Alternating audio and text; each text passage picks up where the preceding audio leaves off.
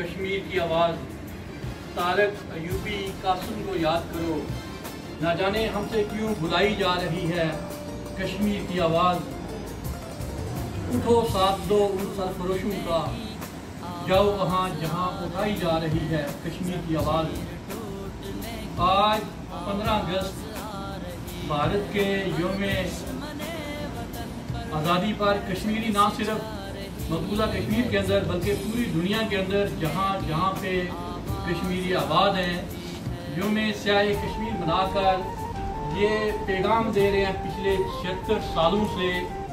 कि कश्मीर के अंदर जो जुल्म सितम, जो जबर बर्बरियत हिंदुस्तान ने की, असल में मसला कश्मीर किसी खिते का मसला नहीं था।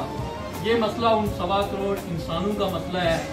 जहाँ पे इंसान आबाद हैं, उनकी ज़िंदगियाँ जीरन की हुई हैं। हम भी कश्मीरी उस दुनिया की तरह मांग रहे हैं जिस तरह स्कॉटलैंड के अंदर रेफरेंडम हुआ, जिस तरह यूरोप के अंदर एक जमहूरी तरीके से आपको आपकी राय और आपकी सोच के मुताबिक फैसले दिए जाते हैं। और कश्मीरी आज भी 76 साल बाद इस चीज़ की डिमांड करते हैं जिसको हिंदुस्तान का पहला वज़ीर-ए-आज़म जवाहरलाल नेहरू अक़वाम मुत्तहिदा के अंदर लेकर गया और ये करारदाद पास हुई कि कश्मीरियों की मंशा, उनकी सोच, उनकी वोट के मुताबिक उनको उनका हक़ खुद इरादे दिया जाएगा। लेकिन बदकिस्मती से इन 76 सालों से कश्मीरी मसलसल उस जुल्म, जबर और बर्बरियत के सामने कट रहे हैं, मर रहे हैं, अपने खून की कुर्बानियाँ दे रहे हैं। लेकिन भारत हमेशा की तरह अपने वादे से मुकर रहा है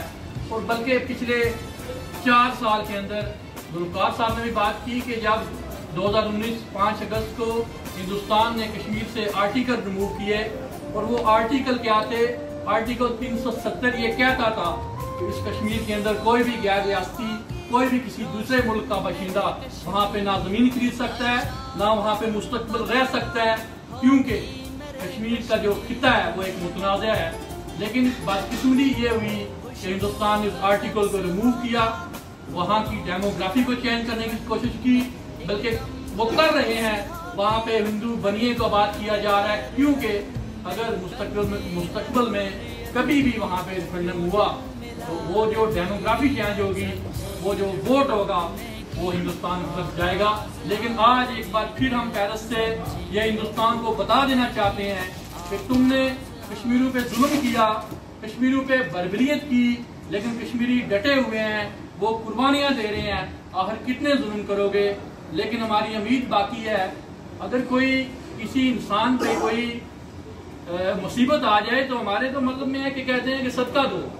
किसी जानवर को ज़बह करो, उसका खून बहाओ तो वो मुसीबत आपसे टलेगी। लेकिन यहाँ पे तो इंसानों का सदका दिया जा रहा है, इंसान अपना खून दे रहे इस धरती के लिए। और हमारा ये कामल यकीन है इंशाअल्लाह ताला एक दिन आएगा कि कश्मीर आज़ाद होगा और हम भी उन आज़ाद फिजाओं में जिएंगे, इन अक़वाम की तरह जो यूरोप में रह रहे हैं, बरतानिया में रह रहे हैं और पूरी दुनिया के अंदर जो आज़ाद मुल्क हैं। इंशाअल्लाह ताला हम भी आज़ाद होंगे और इंशाअल्लाह हम ये एक बार फिर तैयार करते हैं कि जब तक कश्मीर को आज़ादी नहीं मिलती, कश्मीर का बच्चा बच्चा कटेगा,